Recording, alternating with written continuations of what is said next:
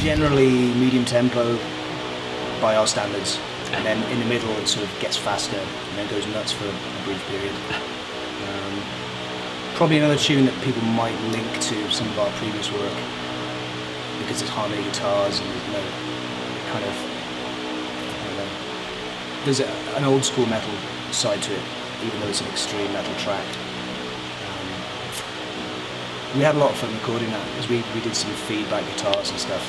It wasn't enough to just have power chords. We wanted them to actually be just slightly rolling into feedback.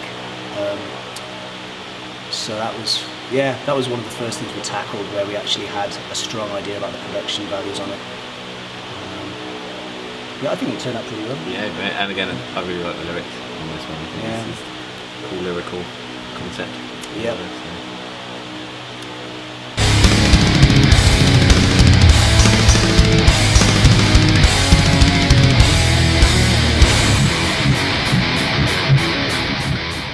That was one of the last ones we wrote. Yeah, definitely, yeah.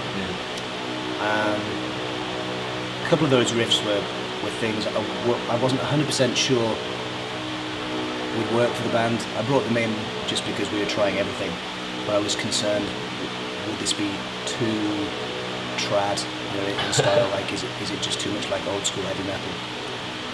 But once we launched into it, it felt really good, and it sounded like Carcass. So yeah, that went through a few mutations, definitely, as far as the rhythm parts and so forth. But quite straightforward, kind of. Yeah. Good metal song, I guess. Yeah. Really. Yeah, I really like that one.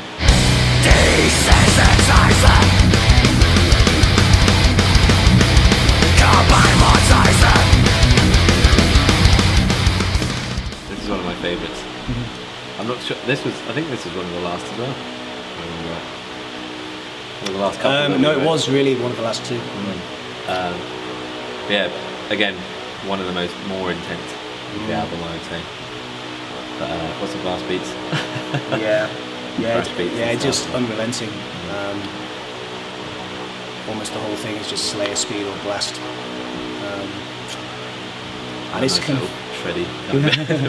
Yeah, it's pretty nuts for the pair of us, really, because it's hectic on the drums and also on the guitar. But a lot of energy, I guess. Yeah, it's definitely a tune where you cram a hell of a lot in a short space. So it's not a very long track, but there seems to be quite a lot going on.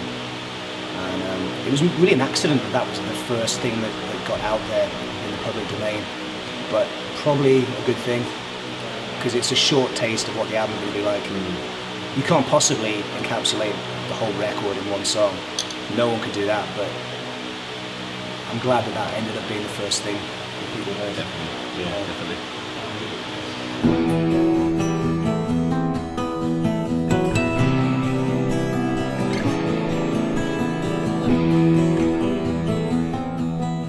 The last tune on the record. Yeah, that was one of the most fiddled with songs, I would say. God, yeah. There's so many different versions of it and incarnations of it.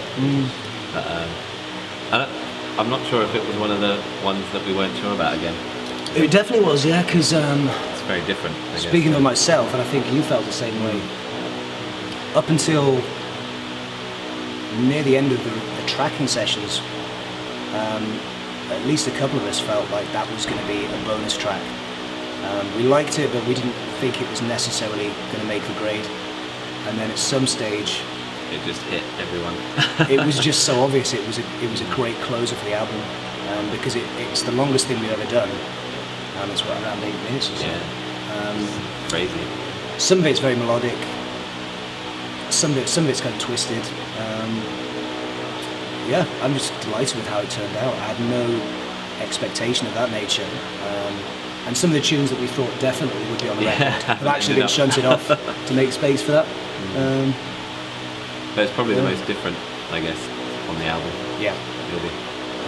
It's a great closer, from going from a potential B-side to being the definite closer of the album. And it's great. Yeah.